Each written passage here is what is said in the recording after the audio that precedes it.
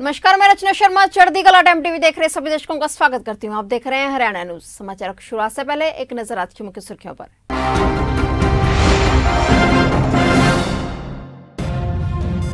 हरियाणा प्रदेश कांग्रेस कार्यकर्ताओं ने किया रोष प्रदर्शन। पेट्रोल डीजल की बढ़ती कीमतों के खिलाफ जताया रोष।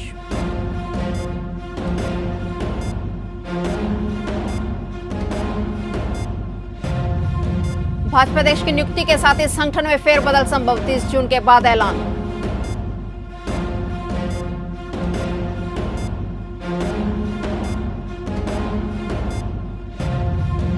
हरियाणा में महामारी का कहर, पॉजिटिव मामलों में हुआ इजाफा।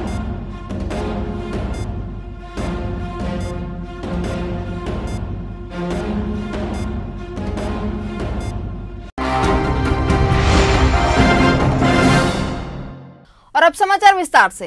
हरियाणा में भाजपा प्रदेश अध्यक्ष के बदलाव के साथ ही संगठन में भी फेरबदल की तैयारी है। संगठन मंत्री सुरेश भट्ट की घर वापसी संभव है। उत्तराखंड में खाली प्रदेश महामंत्री पद पर उनकी ताजपोशी हो सकती है। ऐसे में हरियाणा में चूंकि अभी संगठन नए सिरे से खड़ा करना होगा, इसलिए माना जा रहा है कि नए प्रदेश अध्यक्ष की ताजपोशी और संगठन की महत्वपूर्ण जिम्मेदारियों से निवृत्त होने के बाद ही भट्ट यहां से कहीं जाएंगे। उधर हरियाणा प्रभारी डॉक्टर नील जैन के स्थान पर कोई अन्य प्रभारी नियुक्त किए जाने को लेकर भी चर्चा तेज है। इस बीच हरियाणा में प्रदेश अध्यक्ष के पद को लेकर चल रही लॉबिंग में कैप्टन अभिमन्यु की खिलाफत के बाद केंद्रीय मंत्री कृष्णपाल गुर्जर का नाम भी सामने आया है। इसलिए उन्हें भी संगठन की जिम्मेदारी दिए जाने को विचार चल रहा है। सीएम मनोहर लाल भी गुर्जर के नाम पर सहमत दिख रहे हैं। सूत्रों के मुताबिक इस बात पर भी विचार चल रहा है कि पंजाब की तर्ज पर एक बार हरियाणा में भी यह प्रयोग करके देखा जाए कि मंत्री पद के साथ प्रदेश अध्यक्ष की जिम्मेदारी भी गुर्जर को सौंपी जाए। कुरुक्षेत्र के विधायक सुभाष सुधा का महामारी टेस्ट पॉजिटिव आया है। उनका इलाज गुरुग्राम में एक निजी अस्पताल में चल रहा है। एक दिन पहले ही उन्हें शहर के एक निजी अस्पताल से गुरुग्राम अस्पताल में रेफर किया गया था। डीसी धीरेन्द्र खड़गटा ने भी विधायक के पॉजिटिव आने की पुष्टि की है। विधायक सुभाष सुधा को कई दिनों से बुखार था। उन्होंने इसी सप्ताह टेस्ट के लिए सैंपल भी दिया था। उस समय उनकी रिपोर्ट नेगेटिव आई थी, मगर शनिवार को उनकी तबीयत बिगड़ गई। डीसी धीरेन्द्र खड़गटा ने बताया कि गुरुग्राम के एक निजी अस्पताल से विधायक के पॉजिटिव आने की रिपोर्ट मिली है। हरियाणा में महामारी का कहर थमने का नाम ही ले रहा। प्रदेश में बीते कल भी 402 पॉजिटिव मामले सामने आए। इसके बाद अब कुल संक्रमितों का आंकड़ा बढ़कर 13,830 के पार पहुंच गया है। 72 मरीजों की हालत नाजुक बनी हुई है। इनमें से 53 मरीज ऑक्सीजन के सहारे हैं तो 19 वेंटिलेटर पर जिंदगी की जंग लड़ रहे हैं। हालांकि 445 मरीज ठीक होकर घर लौट चुके हैं। वहीं प्रदेश में अब तक 223 मरीजों की मौत हो चुकी है। हरियाणा के सोनीपत जिले में एक दिल दहला देने वाला मामला सामने आया है। जिले के कुंडली क्षेत्र में टिकटॉक स्टार शिवानी की गला दबाकर हत्या कर दी गई। हत्या का आरोप कुंडली के ही रहने वाले आरिफ पर लगा है। आरोपी शिवानी के शव को सैलून में रखे बेड में डालकर फरार हो गया। शिवानी के पिता विनोद की शिकायत पर पुलिस ने आरिफ के खिलाफ हत्या का मामला दर्ज कर लिया है और आरोपी को जल्द गिरफ्तार करने का भरोसा दिया है। अंबाला शहर में पीटीआई शिक्षकों का धरना प्रदर्शन 14वें दिन में पहुंच गया है और उनके समर्थन में पूर्व शिक्षक भी आ गए हैं। उन्होंने भी हरियाणा सरकार के इस फैसले को अनुचित बताया और कहा कि महामारी काल में इन शिक्षकों के साथ अन्याय हुआ है, जबकि ये बेकसूर हैं। मैंने 10 साल इनके साथ रह के इनका पूरा कोर्ट केस वगैरह देखा है। इसमें ये टीचर कहीं दोषी नहीं। इन सभी टीचर को ट्रेनिंग भी मैंने दी जब ये सर्विस में आए, तो इनका कहीं दोष नहीं है। कोर्ट में फैसले होते हैं, न्याय ये फैसला हुआ है लेकिन इन टीचरों के साथ न्याय नहीं मानता मैं इसको, क्योंकि ये कहीं भी दोषी इसमें नहीं है। दोष सारा प्रक्रिया का है। डीजल पेट्रोल के मूल्य में हुई रिकॉर्ड बढ़ोतरी को लेकर नई अनाज मंडी में आयोजित एक कार्यक्रम में पहुंचे कांग्रेस के राष्ट्रीय सचिव एवं बिहार के प्रभारी वीरेंद्र सिंह राठौर ने भाजपा सरकार को आड़े हाथों लिया। राठौर ने कहा कि धान के सीजन में डीजल की कीमतें आसमान पर पहुंचाकर भाजपा ने साबित कर दिया है कि सरकार की नीतियां किसान और व्यापारी विरोधी हैं। राठौर ने आरोप लगाया कि महामारी से निपटने के लिए सरकार की प्लानिंग और प्रबंध फेल साबित हुए हैं, जिसके कारण आज मरीजों और संक्रमित लोगों की मौत का ग्राफ लगातार बढ़ रहा है।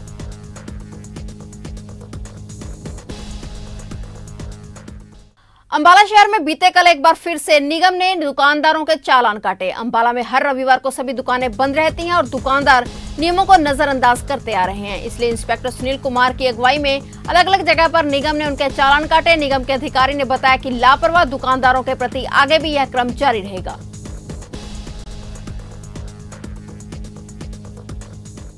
तालाब की खुदाई कम किए जाने से नहरी विभाग के खिलाफ ग्रामीणों ने रोष प्रकट किया। सरपंच व पूर्व सरपंच ने भ्रष्टाचार के आरोप लगाते हुए कहा कि तालाब की खुदाई में गिरते जल स्तर को बेहतर करने के लिए सरकार द्वारा जारी की गई महत्वाकांक्षी योजना को कुछ अधिकारियों द्वारा विफल किया जा रहा है। नाराज स्थानीय लोगों ने नहरी विभाग के खिलाफ जमकर रोष प्रदर्शन किया और प्रशासन से तालाब की पूरी खुदाई करवाने की मांग की है। जोड़ की खुदाई को लेके क्या कहना आपका? जोड़ खुदा नहीं है, सिर्फ 2.5-2 फुट खुदा, बाकी लेवल मिट्टी लगाकर वो अंदरों पड़ा सारा चीक भी है जो, और छोटी सी खुदाई करी है, एक साइड पे थोड़ा दाना मार के और बंद कर दिया।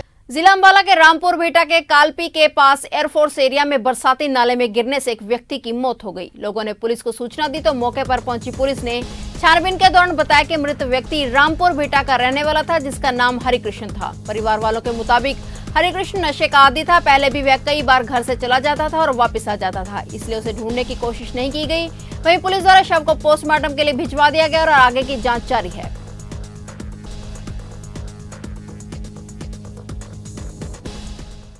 देश भर में आज पेट्रोल और डीजल की बढ़ती कीमतों के खिलाफ कांग्रेस ने विरोध जताया है। इसी कड़ी में अंबाला में भी हरियाणा प्रदेश कांग्रेस के कोषाध्यक्ष जसबीर मल्होर और उनके साथ कई और कांग्रेस कार्यकर्ताओं ने रोष प्रदर्शन किया। वहीं उन्होंने विरोध में बैलगाड़ी भी खींची और कहा कि आज आम आदमी पेट्रोल और डीजल की बढ़ती कीमतों के कारण सड़क पर पैदल चलने को मजबूर हो गया है।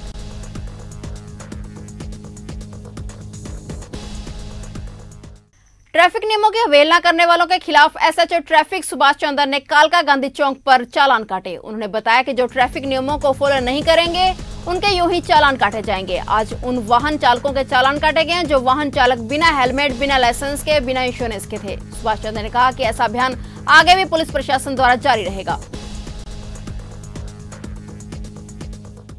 फतेहाबाद की भूना थाना पुलिस ने अफीम सप्लाई के आरोप में 2 बुजुर्गों को गिरफ्तार किया है। गिरफ्तार बुजुर्गों में एक आरोपी बुजुर्ग साधु के वेश में था और दोनों की उम्र 60 और 61 वर्ष की है। मामले की जानकारी देते हुए डीएसपी दिलजीत सिंह ने बताया कि पुलिस टीम ने चेकिंग अभियान के दौरान बाइक पर जा रहे 2 बुजुर्गों को पूछताछ करते हुए चेकिंग की तो दोनों के कब्जे से 950 ग्राम अफीम बरामद हुई है। पुलिस ने आरोपियों से पूछताछ शुरू कर दी है।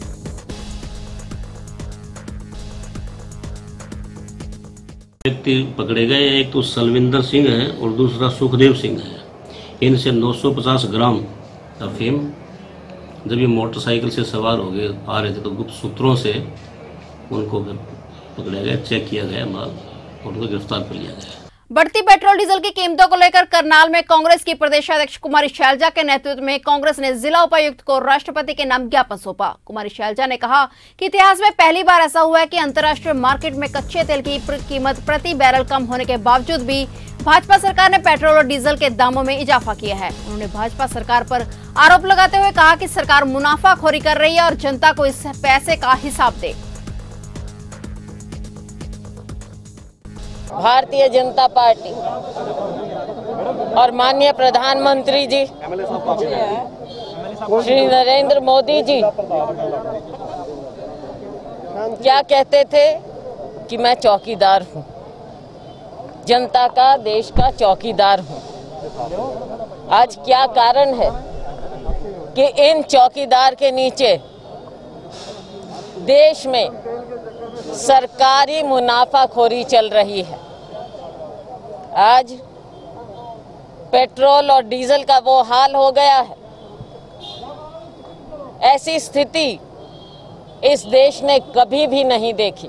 फिलहाल हरियाणा न्यूज में इतना ही। तब तक के लिए देखते रहिए चढ़ती कला टाइम टीवी और मुझे दीजिए इजाजत। धन्यवाद।